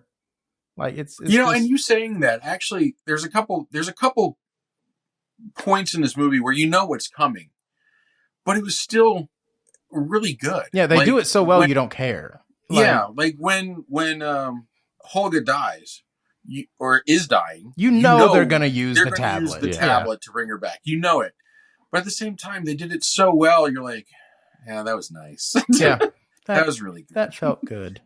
Yeah. Yeah. So So also, can we talk about how Michelle Rodriguez just won't die in a movie? yeah, she just refuses. It She's is- the anti Sean Bean. yeah, she is in it, her contract apparently that she can't die in her movies. Nice. Yeah. That's very good. Yeah, no, that's good. Yeah. Good point. All right. There are other things I want to cover. So the first is the carriage scene where they're using the mirror or the portal. Heist. Like that was done so well. Kudos to the guy who thought it out. Oh yeah, Yes. Like they, Right. like I was picturing it to like, as they were doing it, I was like, I'm trying to find a way that it does not line up. I could not find it. Like they did the mirror Perfectly. perfectly. Yeah. To where it was all believable. Yeah. It was never rigged up so that it was gonna conveniently work out the way it needed to make it work. And just cinematography, it looked good too. Like it was believable. Yeah. So yet again, kudos to the graphics team. especially They that did their one shot for Doric when she's at the bottom. Well, she's in the grass, Yeah. and then flips up into Yeah. the cart. I was like, oh, that's a cool shot. Yeah, like that that. was neat. Yeah, that was a good Yeah. one. Where she rotates. It was into from the Yeah. trailer, and it still looked awesome. Yeah, Yeah. Yeah, you're like, oh, that's so cool. It's like I've seen that before, but it's still really cool. And then there was another scene that took me really by surprise. It was so weird, where they are breaking into, I guess, the castle to do the heist, and Chris Pine comes over with his fiddle to distract the guards. That is a lute. Loot. Whatever. Not a Dungeons and Dragons guy over here. That is an instrument, not a... He has a real thing. He has the freak out because the magic is failing. And his face just starts melting. Yeah. Okay, I wanted to get your takes on that because that was kind of weird. No, I loved it. I thought it was great. I thought it was hilarious. Okay, good. Yeah. That was spot on. Yeah. Good. Yeah. No, I think it was exactly the way it was supposed to be. Good. Yeah, I was. But did you have a different thought on that, Corey? No, it was so random and shocking that I could see people not liking that, but I did like it. So we're gonna call that they rolled a 1. Yeah, that's what I was gonna say. Like, there's lots of little things that kind of it's clearly based on the rules of the game, and it kind of made the story better. So the things that I thought of was literally that exact situation, like you said, Jason, where like they tried to do something and it failed. And in that case, It failed spectacularly. That's a big part of how tabletop RPGs are played. Sometimes you roll and you don't just fail, you fail so hard that it actually negatively impacts your character or the situation or whatever. But that's another thing is I haven't done a lot of D&D, but I've done other tabletop RPGs. And the whole, we've got plan A, then we've got plan B because plan A didn't work. And then we've got plan C, which is kind of back to plan A. And then we've also got plan D, which is plan B in case plan C, which is plan A, fails. And that happens when you're playing role-playing games because every once in a while, the beauty of it is that everyone participates in telling the story because the dungeon master who's in charge of the story doesn't know what you're going to do. You can do anything you want to, and he just kind of has to adapt. And one of the coolest things that can happen is when you stump the dungeon master so hard that he has to call a break because he has to figure out what he's going to do. And so the story constantly shifts and changes, and the plan shifts and changes because it has to, because of the choices that everybody makes. And again, every major character clearly fits into a class and to a race and because most dungeon masters won't let there be 3 paladins or 2 battle mages or anything like that. They want you to have one of each so that it lines up. And again, it leads to a very balanced group. And so, no, I mean, it's part of me wondered, I mean, no discredit to the writers because they did an excellent job. Part of me wonders if it was so good and such a balanced story because it's literally based on a storytelling system. So I don't know. It's just, I mean, that's just a mental, like just a mind thought. Like it doesn't really. It's a good one. It's a good one, John. Yeah, like it doesn't really matter. It doesn't change anything, but it is a thought I had several times because like I was entertained from start to finish, and that's not something that happens very often with movies. Yeah, and it just came back to I wonder if it's literally because it's based on something that is designed to tell stories. Again, and this takes us back to as long as there's good story, good acting, anything else can be forgiven. Facts. Yeah. And like on a back end thing, not necessarily about the movie, but about Chris Pine, is that for me, he went from Wonder Woman to, I think the next thing I saw him in was Don't Worry, Darling, and that was a long time in between. And then in this movie, those are 3 separate people. Yeah. This is the most Chris Pine that he's gotten to be in a while. And yet you usually see in Hollywood where like an actor will get into a role and be in like the next 3 to 4 movies, they're the same person.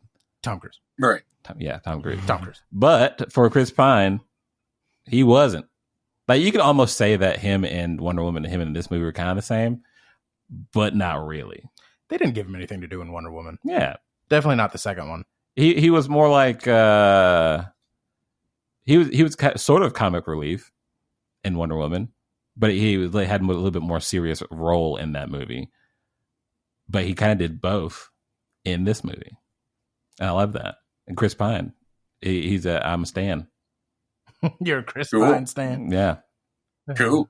He was in All the Old Knives, which came out last year, but I actually have not seen that yet. I kept meaning to. It was a thriller, I believe. So not that this pertains to anything. Do you guys know when this movie was originally supposed to come out? No. 2021. Wow. It has been sitting finished since since we decided the pandemic was still going. So it's just been chilling. Really? Yeah. Still The holds up. original release date was like May 2021. It's been finished for 2 years? Mm-hmm. That's crazy. Like principal photography was done. Okay, but not like. Well, no, done. I'm just saying like principal photography was done in time to meet the 2021 release date. Gotcha. And then they just kept postponing it because of the pandemic. Right. Okay. So you're going to see this in theaters. No, it's the Tom Cruise stand, and I'm for it. This is a movie that should be seen in theaters. Can't stress that enough. Yeah. The biggest screen you can find it. Go to an IMAX, go to a XD or 4D or whatever you have near you. Biggest screen you can. Because you need to see all of the chubby dragon.